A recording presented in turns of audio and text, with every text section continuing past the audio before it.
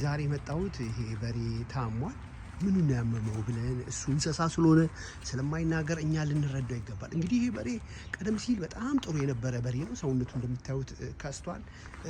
ዝንቦች ወረውታል። የህመሙ አይኑ ያነባል። እንደምታዩ እንባ አለው። እንስሶች ያነባሉ፣ እንስሶች ያዝናሉ። አፍንጫው አካባቢ ከፍተኛ ድርቀት አለው፣ ፈሳሽ አለው፣ ለሃጭ አለው። እነዚህ ነገሮች በሙሉ እንዳመመው ይነግራል። የምግብ ፍላጎት የለውም። እስቲ እንቅስቃሴውን እንየው።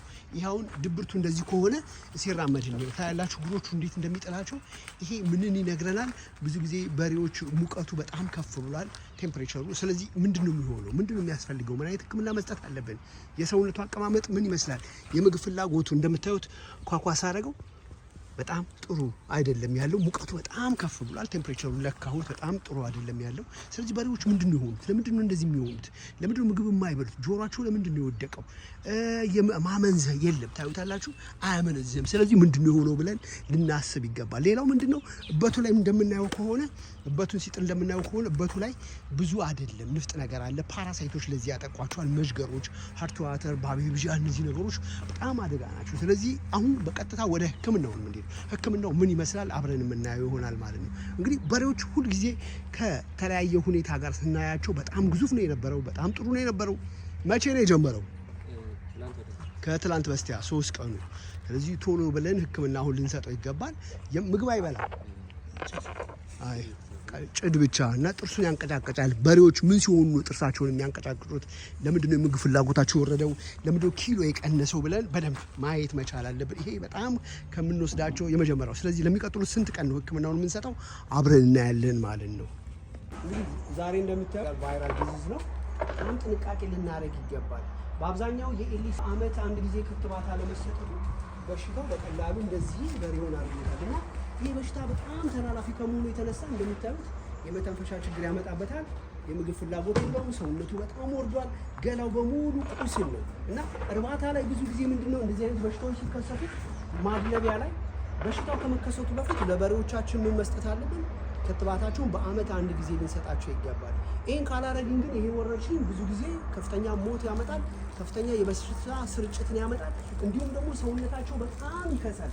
እንደምታዩት አፉ አካባቢ ይታያቸዋል እና ቀረብ አድርገን ያሳያቸው። አፉ አካባቢ ጆሮቹ በሙሉ ቆስለዋል እና ምግብ መብላት ፍላጎቱ በጣም የወረደ ነው። ምግብ አይበላም። ምክንያቱም አፉ አካባቢ ያሉት ቁስለቶች እነዚህ የአፉን ማስሎች በደንብ እንዳይከፍት ያደርጉታል። የምግብ ፍላጎት የለውም። እንደምታዩት ቀጭ ቀጭ ይላል። ስለዚህ ይሄ በሽታ በጣም ለቀንድ ከብቶች በጣም አደጋ ስለሆነ ሁልጊዜ ምን ልንሰራ ይገባል?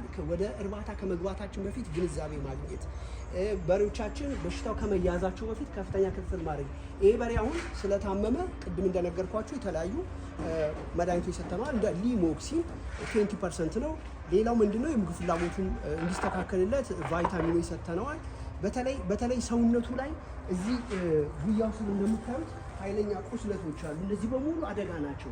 ስለዚህ ይሄን በሽታ ሊያስተላልፉ ከሚችሉ ነገሮች ዝንቦች፣ ትንኞች፣ በተለይ እሱ የሚበላበት እቃ፣ እሱ የሚበላበት መጠጫ፣ ማደሪያው ለብቻው መሆን አለበት። ከሌሎች ከብቶች ለይተን ለብቻው ማድረግ መቻል አለብን እና ሰውነቱ እንደምታዩት በሙሉ ምን ሆኗል?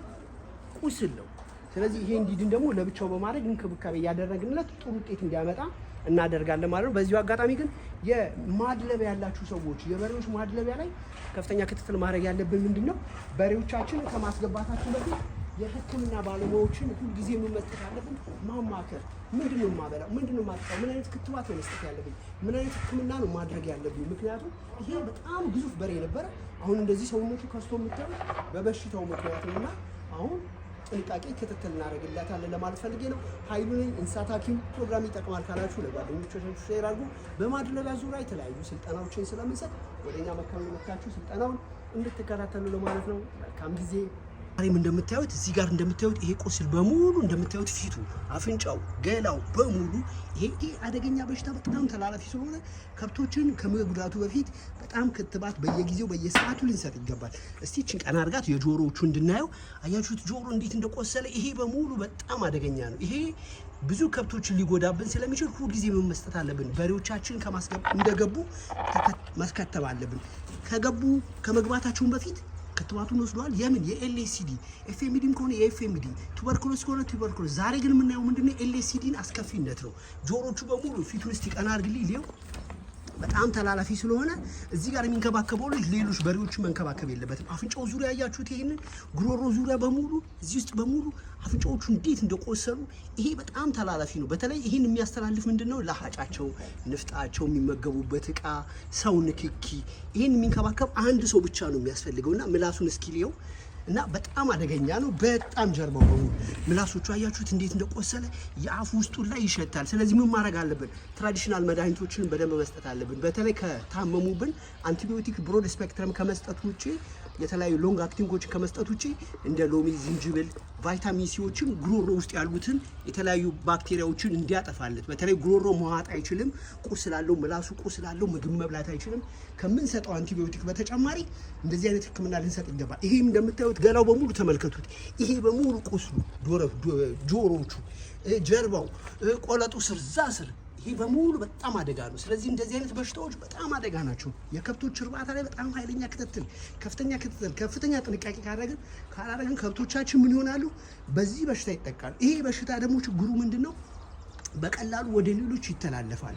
በቀላሉ ወደ ሌሎች የሚተላለፈው ምንድነው? በንክኪ አብረው ሲበሉ፣ አብረው ሲጠጡ፣ የታመመው በሬ የበላበት እቃ ሌሎች ሲነኩ በቀላሉ በሽታው ምን ይሆናል ማለት ነው? ይተላለፋል። ስለዚህ እንደዚህ እንዳይጎዱ፣ እንደዚህ አይነት በሽታ በምንም ተአምር እርባታችን ውስጥ እንዳይኖር ከፍተኛ ጥንቃቄ ብቻ አይደለም፣ ፍየሎችን ያጠቃል፣ በጎችን ያጠቃል፣ ግመሎችን ያጠቃል፣ ላሞችን ያጠቃል። እና በተለይ በሬዎች ላይ ይሄ ቁስል ብቻ ነው። ላሞች ላይ ሲሆን ግን ውርጃን ሊያመጣ ስለሚችል ላሞች ያሉን ሰዎች ከፍተኛ ጥንቃቄ ማድረግ አለብን። በተለይ ክትባቱ በአመት አንድ ጊዜ ስለሚሰጥ ልጆቻችንን ምን ማድረግ አለብን? ማስከተብ አለብን።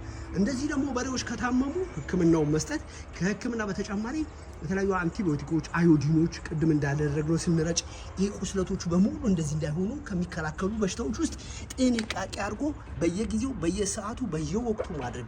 ይህን ሕክምና እንግዲህ ለሚቀጥሉት የተወሰነ ቀን እንሰጣለን። ግን በውስጡ ደግሞ ምን አሉት? ፓራሳይቶች አሉት። የምግብ ፍላጎት የለውም። ያ ነገር በሙሉ ተጽዕኖ እንዳያመጣበት ደግሞ ምን ማድረግ አለብን? የተለያዩ አንቲቢዮቲኮችን አልቤንዳዞል ዲወርም ማድረግ መቻል አለ። በውስጡ ያሉትን ፓራሳይቶች እግሮቹ ላይ ቁስላሉ፣ ገላው በሙሉ ይሄ በሙሉ ነው። ስለዚህ ማድለብ ያለን ሰዎች ምን ማድረግ አለብን? በየጊዜው በየሰዓቱ ይሄ በሽታ ወደ ሌሎች እንዳይተላለፍ። ይሄን በሽታ ደግሞ ዝንቦች ያስተላልፋሉ፣ መዥገሮች ያስተላልፉታል። በጣም አደጋ ነው። እጅግ በጣም ግዙፍ የሆነ በሬ ነው። መጀመሪያ ላይ ምን ሰውነት ነበረው? የነበረው ሰውነትና አሁን ከታመመ በኋላ የያዘውን ደግሞ በደንብ እናየዋለን። ስለዚህ አይኖቹ በሙሉ ያብጣሉ። ፊት ለፊቱ እስቲ ዞር አድርገው፣ ፊት ለፊቱ ያብጣል። ቁስሎቹ፣ ንፍጦቹ እነዚህም በሙሉ በጣም መጠንቀቅ መቻል አለበት። እንደዚህ ሕክምና ስንሰጥ የታከሙበትን መርፌዎች፣ ስሪንጆች ማቃጠል፣ ጥንቃቄ ማድረግ ይሄ በጣም አስፈላጊ ነው እና ይህ ፕሮግራም ይጠቅማል ካላችሁ ለጓደኞቻችሁ ሼር አድርጉ፣ ኮመንት ጻፉልኝ። እና እንቅስቃሴው ጥሩ ነው፣ ንቃት አለው፣ ግን ቶሎ ሪከቨር ማድረግ አይችልም። ለምንድን ነው? በተለይ ረዥም መንገድ የሚሄዱ እንስሶች ምን ይሆናሉ? በሽታን የመከላከል አቅማቸው ቶሎ ይደክማሉ። ያንን አቃጥለው ጓንቶቹን እነዚህም በሙሉ አሁን የተጠቀምንባቸው ልጁ የተጠቀመበትን አዮዲን የቀባንበት መርፌ የያዝንበት በሙሉ ይቃጠላሉ። ቆይ ሌሎች መድኃኒቶች ደግሞ አሉ የምሰጠው። አንድ ሊስት አይቨርመክቲን እሰጠዋለሁ። ምክንያቱም ድምፁን አይታችሁት ከሆነ ቀቀቀቅ ያደርጋል ጥርሱ። ለምንድን ነው? አንጀቱ ላይ ጉበት ላይ ፓራሳይቶች ስላሉ እነዛ ፓራሳይቶች ምን ይላሉ? እንዴት እንደሚያረጋጋችሁት ድምፁ ያ ምላሱን በራሱ ነው የሚያኘከውና በሽታው ሰውነቱን ይበላዋል። ፕላስ ደግሞ እሱ ራሱ ምግብ ፍላጎት ከሌለው በቀላሉ ለተለያየ በሽታ ይጠቃል ማለት ነው። እና ይሄ እንዳይሆን ጥንቃቄ የምናደርገው። እስቲ ዞር አድርገው ፊቱን ላይ ወደ እኔ ሙሉ ፊቱ ጎኑ ወደዚህ አያችሁት እንዴት እንደሆነ። በዚህ በኩልም በዛ በኩልም ጆሮቹ በሙሉ ቁስል ናቸው እና እንደዚህ የቀንድ ከብቶችን የሚያጠቁ የጋማ ከብቶችን የሚያጠቁ በሽታዎች ስለሆኑ አንገቱ ስር በሙሉ ያሉት አያችሁት እንዴት እንደሆነ። ስለዚህ ከፍተኛ ጥንቃቄ ማድረግ አለበት። እዚህ ጋር የሚሰራ ሰው ወደ ሌሎች ጤነኞች እንስሳዎች ሄዶ መንካት የለበትም። ለምን?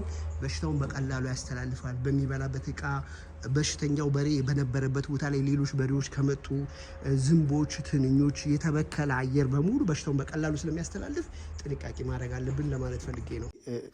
እንግዲህ እስካሁን ያየነው ይሄ ቦቫይን ቫይራል ዲዚዝ የምንለው ነው። በሬዎችን በብዛት የሚያጠቃ ነው። በተለይ ቅድም እንዳየነው ይሄ አይናቸው፣ አፍንጫቸው፣ የሆድ ድርቀት፣ የአቅም መዳከም፣ የምግብ ፍላጎት መውረድ፣ የአንጀት የምግብ ፍላጎት መውረድ ከፍተኛ ነው። ሙቀታቸው በተለይ ከ40 እስከ 42 ሊደርሱ ይችላሉ። አንዳንዴ አልፎም ተቅማጥ ይኖራል። በተለይ ደግሞ ከሰውነታችሁ ውስጥ በከፍተኛ ሁኔታ የአፋችሁ አካባቢ በቆሰለበት ጊዜ በከፍተኛ ሁኔታ ብዙ ፈሳሽ ስለሚወገዳቸው ምላሳቸው ላይ ባለው ቁስለት የምግብ ፍላጎት መውረድ ፍሉድ ነገር ሊንሰጣቸው ይገባል። እንደ ፈሳሾች እንደ ግሉኮሶች እና በተለይ ደግሞ አንቲባዮቲኮችን በደንብ መስጠት መቻል አለብን። ለምንድነው አንቲባዮቲኮችን የምንሰጣቸው? ምንም እንኳን ቫይረስ ቢሆንም ቫይረስ አይታከምም፣ ግን ባክቴሪያል ነገሮች ወደ ሰከንዳሪ ኮምፕሊኬሽን እንዳይገቡና በሬው ወደ ሞት እንዳይሄድ ይሄ ቅድሜ ያየኋችሁ እንደ ሊሞክሲን እንደ ኦክሲቴትራሳይክሊን እና ፔንኪለሮች የህመም ማስታገሻዎች ልንሰጠው ይገባል። ይህን በሰጠን ቁጥር እንስሳው ወዴት ይመጣል? ወደ ነበረበት እየተመለሰ ጤንነቱ እየተጠበቀ ይመጣል እና እንዲሁም ደግሞ ፋርማችን ደግሞ ከተለያየ በሽታ ነፃ ይሆናል። ስለዚህ ይሄ በሽታን ለመከላከል ምን ማድረግ አለብን? ሁልጊዜ ክትባት መርሳት የለብንም። አሁን እንደምታዩት በሬው ጥሩ እያገገመ ነው፣ ወደ ጥሩ ሁኔታ እየተሸጋገረ ነው። ይሄ ደግሞ ምንን ይነግረናል? የበሬዎች እንክብካቤና ክትትል ሐኪሞቹና ባለቤቶቹ መስራት እንዳለብን። አይኖቹ አያችሁ እንዴት እንዳበጡ ያነባል። የእንስሳን ህይወት የሚረዳው የእንስሳት ሐኪሙና ባለቤቱ ካልሆነ በቀር መረዳት ማወቅ መገንዘብ አይቻልም። ስለዚህ እንስሶችን ቀርበን ምንድነው ያላቸው ችግር? ለምንድነው ምግብ የማይበሉት?